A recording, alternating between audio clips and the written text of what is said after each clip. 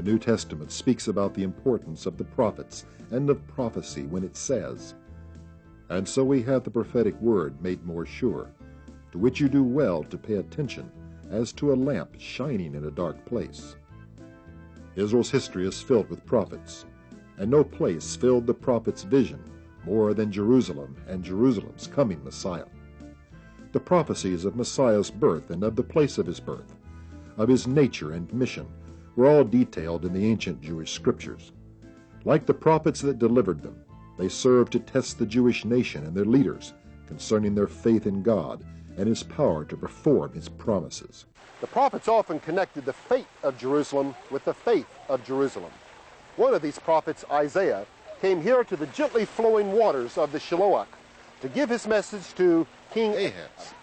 Ahaz was king of Judah and Jerusalem, and he was quite concerned about a possible invasion by the Arameans, who were in a coalition with the northern Israelites. Isaiah pleaded for him to put his trust in God. The words he used in Hebrew were like this: Im lo ta'aminu, ki lo ta'amenu. We might paraphrase that and say, if in God you do not confide, then in men you will not abide. But poor Ahaz, rather than trusting in God to deliver him and keep him secure, put his faith in the Assyrians. And later, the Assyrians would come and invade Jerusalem itself. God gave a message through Isaiah at that time. He said, "You've rejected the gently flowing waters of the Shiloach. Is it too slight a thing that you try the patience of men, that you will try the patience of my God also? Therefore I will give you a sign. Behold, the virgin will be with child and will conceive a son, and you will call his name Emmanuel." Isaiah's prophecy of judgment came to pass in 701 BC, when the Assyrian army marched against the Judean city of Lachish. After a terrible battle, the Jews were taken captive, and the Assyrians marched against Jerusalem. Recorded in the annals of the Assyrian king Sennacherib is the boast that he had Jerusalem's king Hezekiah shut up like a bird in a cage. But history attests that Jerusalem did not fall to the Assyrians, and the reason is found in Isaiah's prophecy. Thus says the Lord, "I will defend this city, to save it for my own sake, and for my servant David's sake." Despite such deliverances, the faith of Jerusalem's leaders again failed. When Jesus was with his disciples on the Mount of Olives, and they were discussing the temple, he predicted the temple's and the city's coming destruction.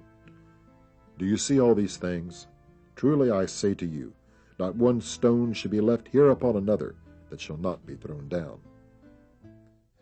Jesus' prediction concerning the temple came literally true. In AD 70, the invading Roman army stormed the Temple Mount, burned the temple above, and pushed down the stones surrounding the temple platform. When archaeologists in recent years have uncovered these mammoth stones lying right where they fell, they bear testimony to the truthfulness of Jesus' prediction concerning ancient Jerusalem. Should we not also believe his prophecies concerning Jerusalem's future?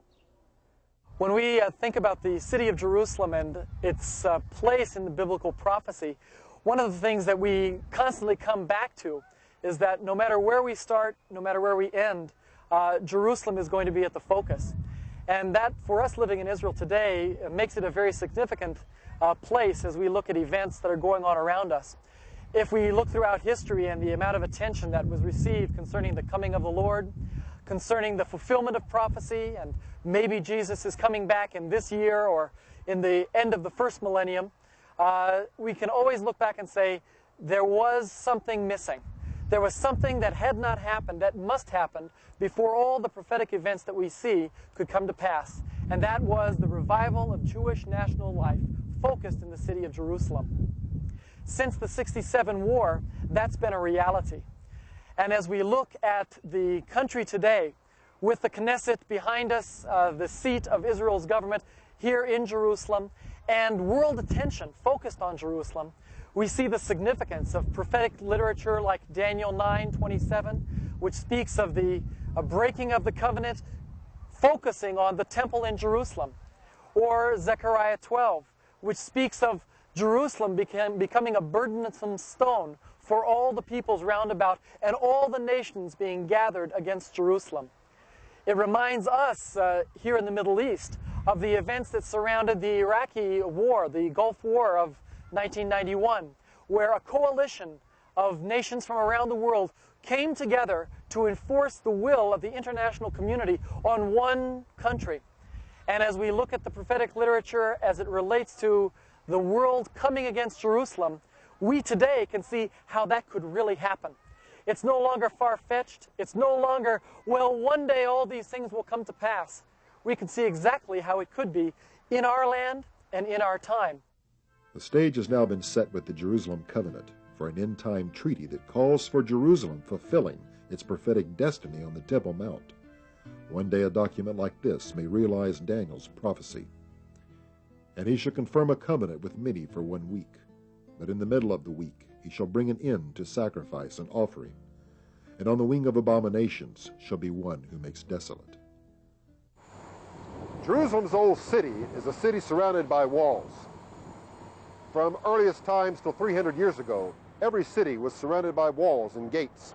Through these gates and within these walls passed many conquerors, and Jerusalem's stones from the Herodian period on through the 16th century reflect that manifold history of conflict.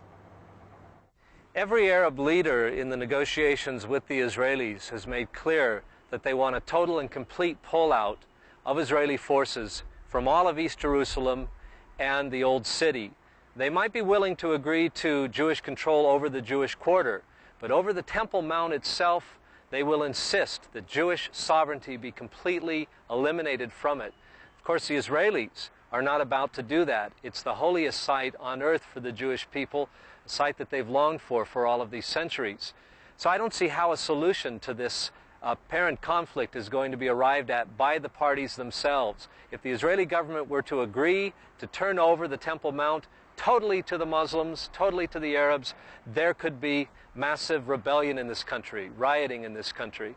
For the Arabs to say, we will give it to the Jews, well, that would be the greatest insult to Islam in many, many centuries, and they would have great problems. So I think a solution is going to have to be imposed on both parties from the outside.